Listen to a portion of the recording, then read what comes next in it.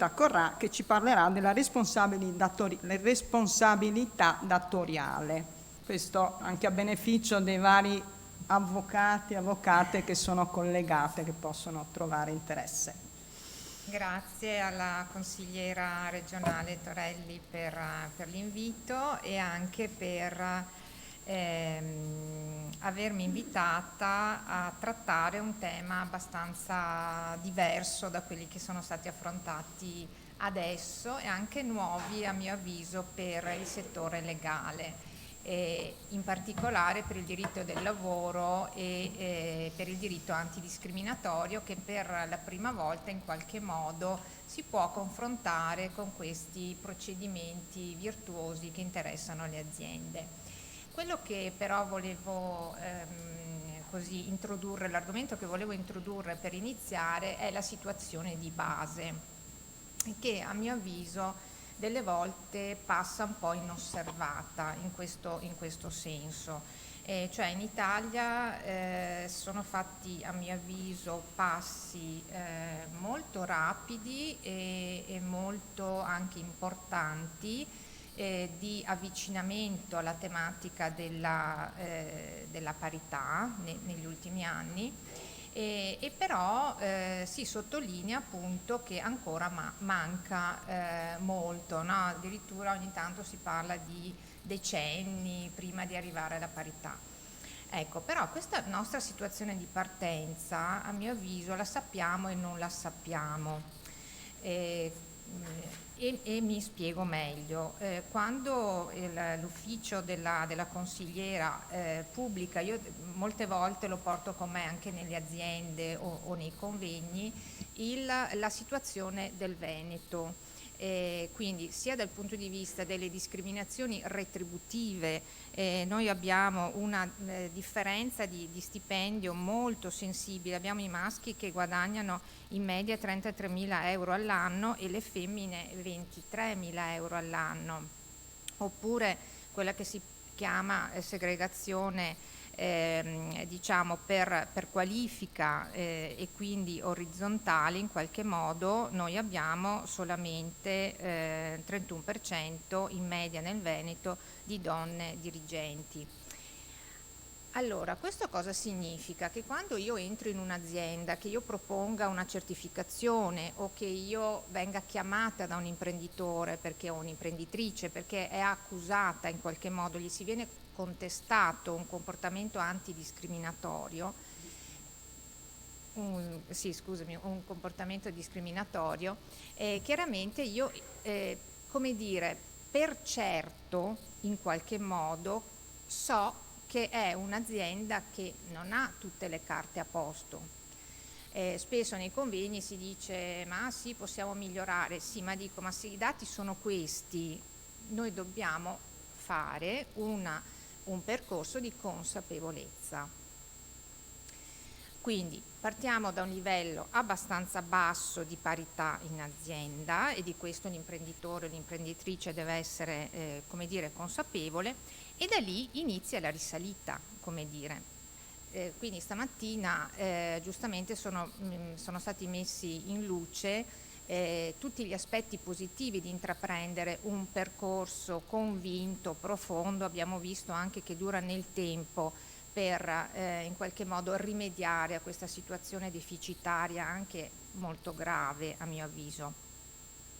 Ecco, questa consapevolezza questa consapevolezza di avere una situazione difficile in molte aziende trova diciamo una sponda in quello che l'imprenditore e l'imprenditrice dovrebbero in qualche modo ricordare, cioè nel momento in cui io verifico o mi viene contestata una situazione di irregolarità, la domanda è: ho fatto tutto quello che potevo per evitare ciò che mi viene contestato? Allora, la prima risposta è sì, cioè l'imprenditore o l'imprenditrice sono sicuri al 100% di aver fatto tutto il possibile. E questa è una difficoltà del diritto antidiscriminatorio, perché l'atto discriminatorio, ma questo lo si sa, lo ha detto anche la Cassazione di recente qualche mese fa, è invisibile. Cioè io non ho mai un atto discriminatorio palese. Cioè, con una frase che a me è piaciuta molto, e la cito perché le magistrate che lo hanno scritto, insomma, sono in poche parole: la discriminazione viene realizzata attraverso atti che non sono intrinsecamente e dichiaratamente discriminatori. Quindi io lo devo accettare che in un'azienda tutti saranno innocenti.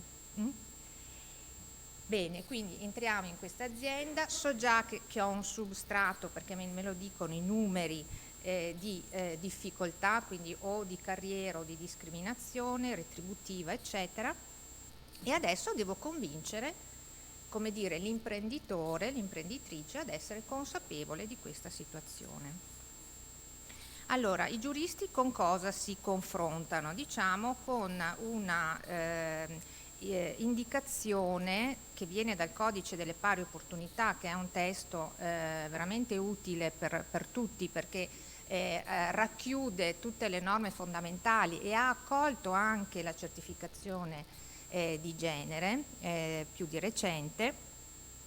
Questo Codice delle Pari Opportunità, ve la faccio breve, la parte che più ci interessa oggi è quella della discriminazione indiretta. Perché? Perché questo è il portato dell'esperienza, l'abbiamo appena visto. L'atto discriminatorio è invisibile. Quindi la discriminazione indiretta è l'organizzazione del lavoro, la gestione delle risorse umane, tutto ciò che apparentemente è neutro, ma che in realtà agisce ed è quello che poi mi porta l'azienda ad essere fuori norma, fuori legge, diciamo. Quindi, ed è proprio su questo che occorre lavorare. Apro una piccola parentesi.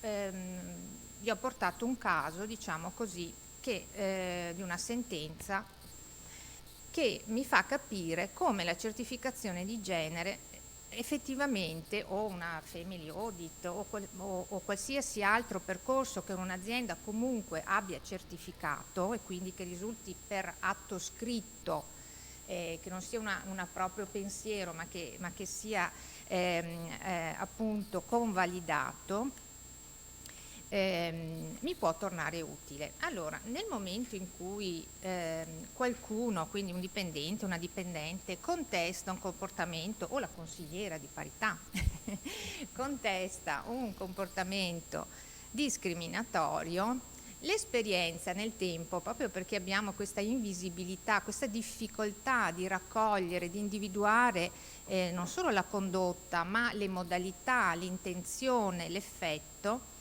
l'onere della prova è alleggerito.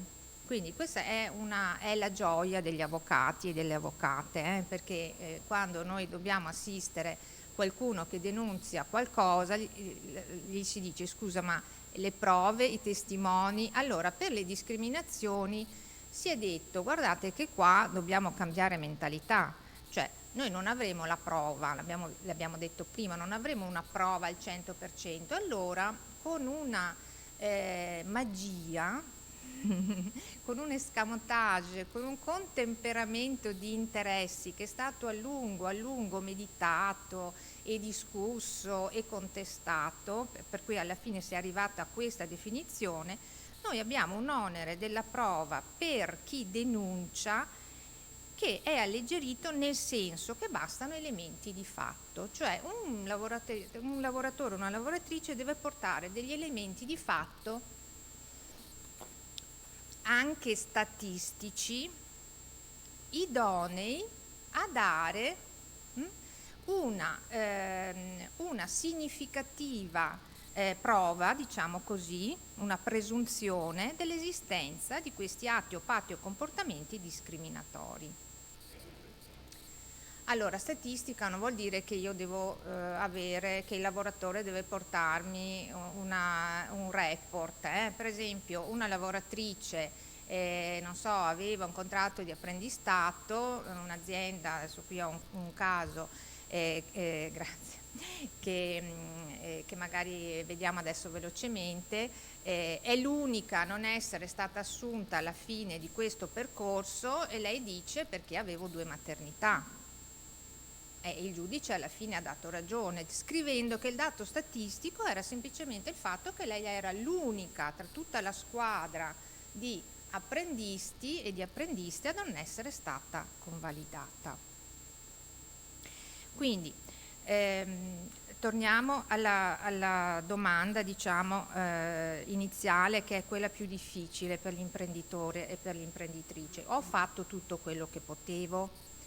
Ecco che per me, se io sono il legale dell'imprenditore, dico: se hai la certificazione hai una carta molto molto importante che ti puoi giocare. Perché? Perché la certificazione che è stata inserita nel codice delle pari opportunità e che in qualche modo rientra tra le azioni positive, cioè quelle che gli imprenditori possono mettere in atto dicendo: mi prendo carico del problema, cioè ho capito che devo intervenire, lo voglio fare, ci investo un percorso di anni, un percorso economicamente anche importante, perché voglio arrivare a rimediare. Questo atteggiamento è valutato in maniera molto positiva dal giudice, dai sindacati, quindi questo, e dall'avvocato, perché una il